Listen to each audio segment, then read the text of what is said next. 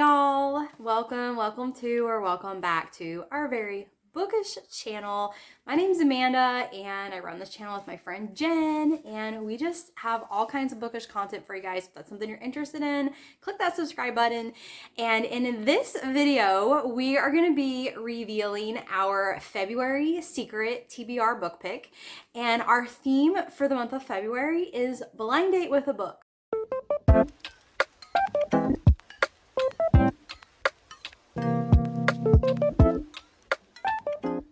I'm assuming you guys are all familiar with the blind date with a book theory. You purchase a wrapped book. You don't know what it is, the title, the author, what the cover looks like. All you know is there's a few details on the outside of the book.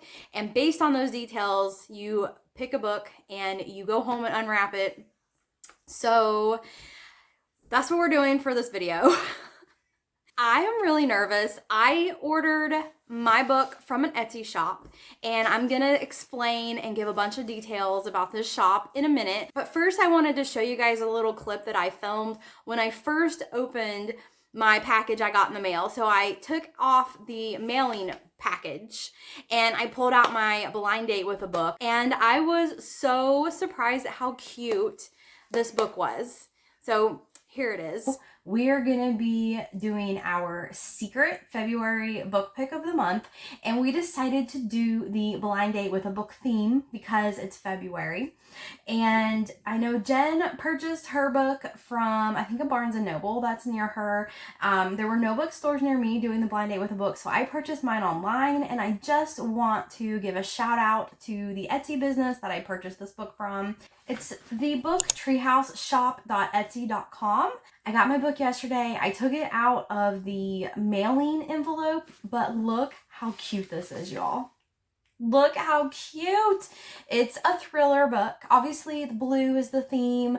There's a cute little vinyl sticker that she included. There are 2 pens for annotating, some little post-it notes for annotating if that's something you like to do, and it's wrapped in this cute little blue cord with thriller because that is the genre I picked. So you just go to her website and you pick blind date with a book, and then she has several different genres you can pick from if you want romance, if you want horror, if you want mystery, if you want contemporary, whatever you want to do, you just pick your genre, and then she will mail you a new book in this genre. It says supernatural, spies, action, and mystery. So, I mean, it's like she knew me, right? Supernatural, spies, action, mystery. What more could you want in a book? I'm really excited. I can't wait to start opening this to see what book she gave me. So I ordered my secret blind date with a book from the Book Treehouse shop. And I picked that shop because when I was browsing, I thought this shop looks super cute. And you got a big variety of genres you can pick from, and they were very reasonably priced, and that's the shop I went with. Now, I have reached out to the owner. Her name is Savannah. She is a lovely person. We've been talking back and forth, and I told her I was going to feature her shop and her book on the channel, and she said, you know what, I'm going to give your viewers 10% off. So if you guys want to get yourself a blind date with a book, please check out her Etsy shop. I'm going to link it in the description below, as well as the discount code FICTION10. And you guys can all go get blind date with a book and get 10% off. But let me show you. Look how cute this book is. Like, I almost don't even want to open it. And I'm honestly a little bit nervous because, like I said earlier, you just don't know. Like, it might be a book that I wouldn't, it might be a book that I've already read or own or something, but look how well put together this package is. It's so cute. You have a bookmark. You have little post-it strips for tabbing if you like to annotate your books. You've got 2 pens to annotate your book, like a marker and a ballpoint pen. And then probably like my favorite thing is this little vinyl right here. It's so cute. And it actually is going to match my tablet that I read on like so well. I'm going to put that on my tablet. And then you've got this sticker. I've also got this little sticker here. It says support your local library, which I agree with. I use my library all the time and I love it. Now here is the description of this book. I chose thriller. I felt like it was the safest category. It says supernatural spies, action, and mystery. And that sounds right up my alley. And I can't think of a thriller that I've read that's supernatural spies. So we'll see. Let's open it up. I almost don't want to open it because it's so cute. Just taking the tape off back here. I know, I kind of just want to tear into it, but I'm also like, it's so cute though, I don't want to. It's got stickers, some cute washi tape on the bottom. Like, the details are so cute. Wow, this is a book I have never heard of before or read. I have never heard of this book. I have not read this book or this author. Ooh, this looks good. And here is her card that she gave me, and then a little drink that was in the inside. So cute, you guys. Oh, I'm gonna get more. I want to get some more of these books from her. Let's see what the inside says. Raiko's heart is full of revenge. Her classmates and older brother terrorized her. The first girl she ever loved jilted her. Now she walks a careful path of hatred, controlling her emotions and stoking the embers of vengeance. After a family tragedy, she's sent to stay with her relatives in Japan, and she visits Kamari, a historic village preserved to reflect Japanese life during the 19th century Edo period. Wow. So, I mean, this is a good blind date with a book for me. It's probably not one that I would have just picked if I was like going to the store to buy one. But I am really interested in this, and I can't wait to start reading it. Hi guys, it is time to unveil my blind date with a book. And if you remember, if you have seen our TBR for February, this cute little wrapped package that I got from Barnes & Noble, and I love their little decorations. And as a reminder, it's a mystery thriller. It's a twisted modern love story. The new guy she met has it all. He's charming, attractive, and confident. There's just one problem. He's lying to her. This story will draw you in and never let go. And it doesn't bring to mind any mystery thriller, though I have read a lot. I'm just very scared to open this and think it's going to be one I already have. So if it is, I'll just have to buy another one. So let's see what it is. I'm seeing some like pink and red. Oh, I think I know what this is. All right, it is Tell Me Lies, and I don't know how to say her name. Carola Lovering, I hope, and I apologize if it's not. I get it all the time with my name, so I get it. I've not read this. I'm very excited because I haven't read this. I have seen it. I never picked it up before, and I'm not exactly sure why. I think just because I didn't really know what it was about. It says, everyone remembers the one. No, not that one. The other one. The wrong one. The one you couldn't let go of. The one you'll never forget. Sounds like it's about an obsessive relationship, and not sure what that means. And it looks like this was made into a Hulu series. Interesting. So come along in the journey of my blind date with a book, and I'm very curious to see what this one's about because I really don't know that much about it. So I'm going into this blind. I guess I didn't mean to pun. I really didn't mean to pun. Oh my God. All right, I'm cut off. Let's go read this. First things first, guys, I had to put this vinyl sticker on my tablet. This is my reading tablet, and this is the case that it's in. I do have a Nightfire sticker on the inside that I got with an arc from Nightfire. I think it was the Boys in the Valley arc, but don't hold me to that. I'm not sure. But anyways, here we go. Look how cute it is. I love it. I'm starting to build up my vinyl. I got this vinyl at Books A Million, I believe. So I am starting to sticker up my tablet, make it cute.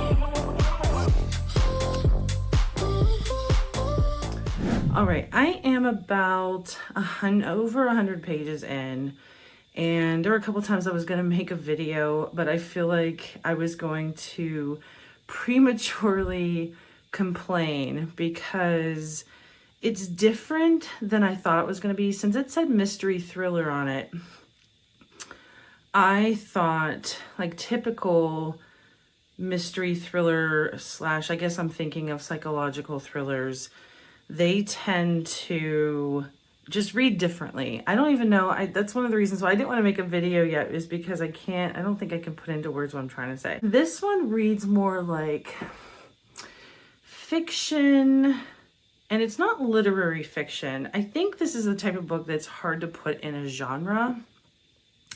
And I think because I was expecting a mystery thriller, I was kind of caught off guard because I was like, what am I reading? And there's a lot of like, not romance per se, but like relationship, hooking up, and sex in it. And it's about this horrible guy whose name's Steven. And he is just horrible. And I think that's the point. He's very manipulative. He has a plan or a agenda to sleep with several girls at once, but hiding it from each other. And then Lucy is the other viewpoint that you're reading from. So it's Lucy and Steven. And you meet them in 2017, but then there's flashbacks to like 2010 and 2011. You see her in 2017 going to a wedding, and she doesn't really want to see Steven. And then you're starting the story, you keep getting flashbacks starting their story of how they ended up together and the very toxic relationship because he's just horrible. So it's definitely nothing like murder or anything in that realm yet. I mean, maybe it's gonna show up, I'm not sure. And one of the things that had been bothering me at first, she kept talking about her mom did something unforgivable. She kept referring to it and not saying what it was. And it was driving me crazy because I was like, am I gonna have to go through the whole book not knowing what this is? But then you do find out, and I was actually right, I guessed it right. I don't know if that was meant to be easily guessed, but that was the only thing that I was like a mystery at first, but that was already talked about in terms of what her mother did that was unforgivable. So that's what the book is like so far. And once I adjusted to, oh, it's not a psychological thriller, it's not really a murder mystery, I start just appreciating the book for what it is. I'm very curious to see what happens between these two characters in the past, and then I'm sure we're gonna get more of a story as they see each other in 2017. So I think the thriller part, like this is just a different kind of thriller than what I'm used to. So that part is interesting, especially given that I'm just coming from a vlog of trying a genre that you don't normally read. And though I feel like I've always read thrillers, I guess there's a type of thriller that I haven't read. Though it kind of reads like fiction. Like, it's so weird that this book is just, you can't really pinpoint. It's all over the place. And maybe there'll be murder, who knows? Guess we'll see. All right, I'm gonna continue on the journey of Tell Me Lies. Hello guys. So yesterday I got about a third of the way through the book. I'm on page 102, chapter 8. And so far this book's pretty good. It's reading very quickly. It has fairly big font, and there are lots of good spaces between the lines, and it's a little tiny book, so it's going by pretty quickly. So far you're following a American girl who has a Japanese heritage. Both her parents were from Japan, and they came to the States to learn and get higher education, and they met and fell in love, and they decided to stay in the United States after college. And then they had Raiko, and Raiko is a young woman that you're following, and she has a very dark heart. She is a very bitter, very sad, very mad woman. She fell in love with another girl in college, and that girl just opened up her world. She helped her look at things differently. She taught her things, how to be nice and loving person, but also take this anger or darkness inside her and let it out through artwork. Then one day, this other woman broke her heart, and she's just very bitter. In fact, she wants revenge. She's so bitter and so angry, she wants revenge. So current day, she's working in Tokyo with some of her family slash friends, but they don't really like her. They're kind of mean to her. They kind of bully her. She can't speak Japanese, which is their language, because she was born in the States, even though she's has Japanese heritage, and they kind of look down on her for that. And so that just makes the darkness and the hatefulness inside her grow. Then one day, she is following around this her cousin that she works for. One day, she discovers this oddly shaped rock behind this big boulder when they were outside doing a photo shoot, and this rock transports her back in time, and she finds herself back in time in Japan as a different person named Miru. So this is where the story gets kind of weird, kind of supernatural-ish, the time travel aspect, which is really fun. I'm really having a pretty good time reading this book. It's not really that bad, and it's moving along pretty quickly, so let's get more reading done. You say you see the same bitches everywhere that you go. You got me going in circles every time that you show. And I don't know, I'm in love with this man, Post Malone. Yeah, I'm in love with this man that I call Post Malone. And we can go together, kinda like Zack and Codeine. All right, update 200 pages. I am still liking it, even though I really don't like the guy, Steven. He is just horrible in how he treats women and how he just seems kind of, I don't know, narcissistic, and I want to say psychotic, because there's something that I just picked up on that I feel like they wanted the reader to pick up on. He keeps referencing this accident that he had when he was at home, probably like 16, 17 years old, a car accident, and a girl was killed. But I just saw a perspective, like it keeps going from Lucy to Stephen, and Lucy's perspective, because she had lived a town over, and there's a lot of connections. I don't want to ruin this. There's some spoilers, I guess I would call it, of things that you figure out as you're reading. I have a feeling that there's more that's going to be revealed beyond that accident with Stephen, because he's just horrible. Horrible. We will see how this ends. I don't know if I'll end today, but it's going to be quick. It's going pretty quick. I'm going to have a lot of time to read today, so I have a feeling if I don't finish it today, most likely it'll be like tomorrow, but I have a doctor's appointment and a nail appointment, and I will have time around that. So I'm going to keep reading, and we shall see what happens next.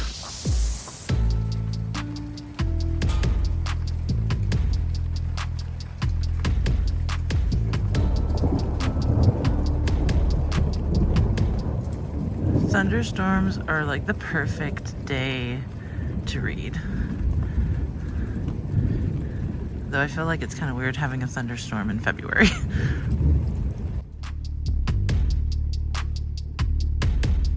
Hey guys, okay, I am now on chapter 17. I got a lot of reading done. I'm on page 210, and I'm almost done with the book. It is 258 pages long, so I'm getting towards the end, and this book has been so interesting. I feel like I've learned so much. I feel like the author's research into the Japanese culture and the words they use and their language and everything is impressive. Even though this is a fiction story, obviously, like with the time traveling aspect, it's very interesting, and I do feel like I'm actually learning a little bit as well. So pretty fun little book. I'm really glad that I got this for my blind date book. All right, I finished, and I did really enjoy this book, but I am really angry because of something that didn't happen by the end of the book. And I can only talk about it if I want to talk about spoilers, but I'm just going to think on what I just read because I just finished it. And I was also curious because there is, I don't know if it's going to be episodes or a movie. It says it's on Hulu. So I am firing up Hulu to check out the adaptation of this. And I'm going to talk about that also in final thoughts. So stay tuned. So apparently it is a series and it is 8 episodes. So, I'm sorry, 10 episodes. And I'm just gonna start with episode 1. I don't know if I'll be able to watch all these before I do my final thoughts, but I will, we shall see.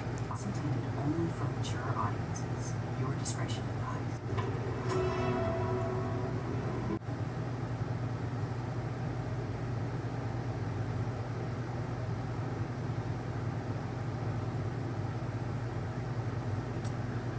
So it'll be interesting to see how this compares to the book, and I will give you my thoughts when I do final thoughts. Hey y'all, I have finished reading A Darkly Beating Heart by Lindsay Smith. It went by pretty quick. It's a short little thriller book, and I have to say that my favorite thing about this book, or what I found most interesting about this book, is the actual character, Raiko. I just was super interested in her. It was interesting following her state of mind and her progression mentally through this book. And in the beginning, when you're following her, she's very dark. She has a very negative outlook on life. She has tried to kill herself before, and she is just literally heartbroken in the worst kind of devastating way by this woman that she met in college. She met this woman that changed her whole life around and fell in love, and then that woman left her for another woman, and she's just been devastated ever since and depressed, and she has been pulled out of her world. She grew up in the United States in Washington State with her parents. Her parents were immigrants from Japan, and she went to college down in San Francisco. And now what you're currently reading, current day in this book, she is traveling around with some relatives of hers that make fun of her. They don't appreciate her, but she kind of does it because she has to have something to do, and she has to, like, you know, keep her family happy. It's a job, okay? She has to have a job. She has to pay bills. So she's traveling around with some of her relatives, and she's just generally not happy. And then one day she stumbles on this passageway. She finds this magical stone, and she's kind of transported back in time to historical Japan days. And I am not extremely versed in Japan history, so I do feel like I learned a lot about Japan history reading this book.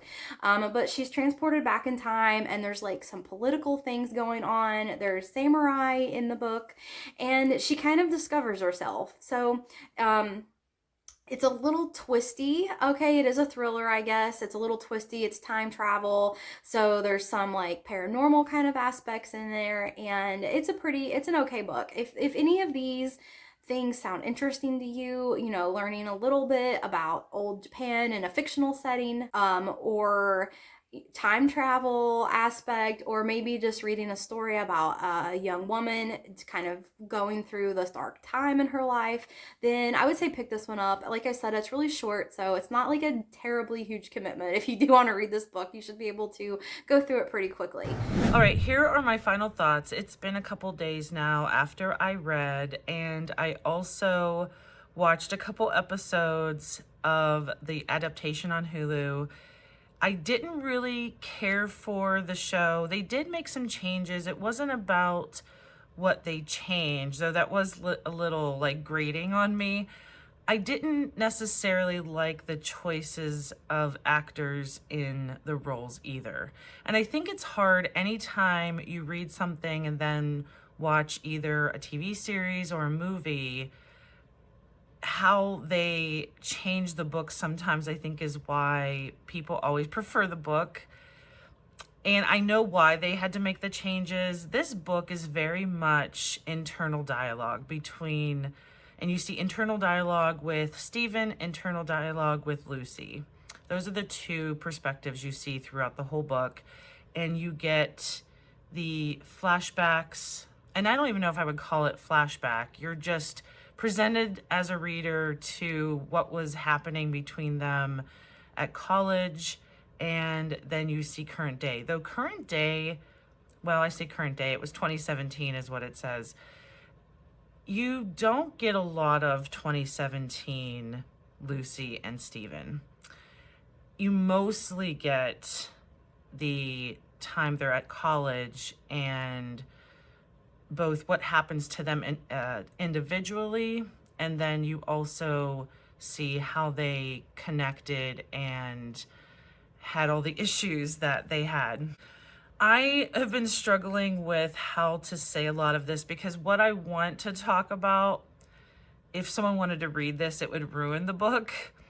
So as much as I want to say just cut off and there are spoilers, I feel like I can talk about it without giving away the huge, I don't want to say twist, but huge truth revealed at certain moments in the book. The biggest thing that I felt after this book was just disgust and anger at the character of Stephen. He is just a horrible human being, and how he manipulates women and just seeks out for himself is just, why would anyone want to be around that? And you are seeing his thoughts, so I can see from an external perspective that when these girls fall for him, he is manipulating that, and he is trying to be charming and get them under his thumb. But we as the reader are seeing everything in his head, so I think that's why it makes it 10 times worse. So I wasn't questioning, like, how could these girls possibly want to be with him, because we have a different perspective as the reader. And I just mostly felt bad for all of these women because they were wanting to be with him, and I think it became almost obsessive. And I know that's how the book explains itself on the back, is about that obsessive love that you have when you're in your late teens and early 20s in college or whatever you're doing in life at that age, because that's mostly what this book is about. I especially felt bad for Lucy because through the book, she gives up certain things that both at school and with herself, and she sacrifices things that would have been great for her because she wanted to spend time, or was hopeful to spend time, with Stephen. And it just broke my heart to see her make those choices. I think a lot of women at that time of their life end up doing that, sacrificing things for their relationship, sacrificing things because they think that's what feels good at the time. And I even feel Stephen internally mocks women for these choices. And I think that's one of the reasons why I especially hated this character, is because I feel like he could see them for who they are. And the choice he makes is just to be an asshole. And he only cares about himself, really. I had mentioned in one of the videos I made that he refers to a car accident he was in. He miraculously is not injured at all. There's a reason for that, and I'm not giving the spoiler. And it's known to the reader, it's not like a reveal, that he's not known to be in this accident. And you make connections along the way because you're seeing things from Lucy's perspective, and then what he's revealing through his internal dialogue with himself. That I'm trying to think of how to put this so that I'm not spoiling it, but he gets away with something, and I was really mad at the end because I don't know how to say it without giving away what it is. I'll just say that it doesn't end the way I would hope it would have ended for the accident part. And I did like where Lucy ended up with herself and the progress she made in working on herself in all of the psychological damage that Stephen does to her. And it's not even just him. I think she's been through a lot with her life. And I at least liked where Lucy ended up as a character at the end of this book. But I was very angry about Stephen. And that's all I'll say about that. That's my thought about that. It is so hard sometimes to just not, like, at least I got a chance to, Hannah read this too. I didn't realize she had read this before. And obviously I didn't necessarily choose this book because it was Blind Date with a Book. And I don't know if I would have picked this up necessarily. And I know that I also talked about at the beginning how the outside of it said mystery thriller. I don't think I would put it in that genre. I can see where there are like thriller pieces in here. There wasn't really a mystery per se. You kind of are trying to figure out that accident that I was talking about with Stephen, but it's not a major plot point. It's like in the background. I feel like it would mostly be fiction, and there was a lot of, I want to say romance, but it's not the type of romance that, I don't feel like there's happiness per se in here. And I think a lot of romance is more about, I don't know, better characters or something that are in love. I don't feel it's necessarily in the romance field either. So maybe it's just, you know, pieces of each genre. I don't know how else to describe it, but it's, me and Hannah were talking about that, how it doesn't really fit in a particular genre. And I at least got to talk about, get out everything about the ending with Hannah. So that can be so therapeutic sometimes, is when you read a book and you really want to talk about it and someone else has read it and being able to talk it out. It's just a great feeling sometimes that you get to have in books. So that's my thoughts on my blind date with a book. I don't know if I would do blind date again. It's not that I didn't like the choice. There just feels like you never know what you're gonna get, not to sound like Forrest Gump, but I feel like this just can be anxiety. And if you feel like that's something you want to do, where you're just like, I will take whatever it is. I just was a little disappointed because it said mystery thriller and then it really wasn't. So I feel like there's trust issues involved with Blind Date with a Book, with what it says and what you're actually getting. So thanks for coming along as we both did a blind date with a book. Hopefully Amanda really loved hers and it was what she was expecting. And until next time.